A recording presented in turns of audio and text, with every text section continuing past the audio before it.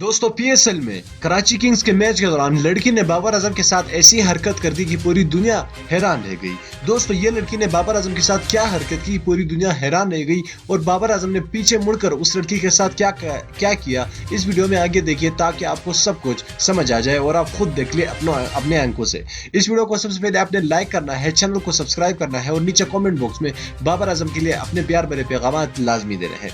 दोस्तों पीएसएल के मैच के दौरान, कराची किंग्स के जो मैच के दौरान बाबर आजम फील्डिंग कर रहे थे, अचानक लड़की आई बाबर आजम के पीछे से गुजर गई और बाबर आजम को एक चीज फेंका बाबर आजम की तरफ और बाबर आजम को दे मारी वो लड़की।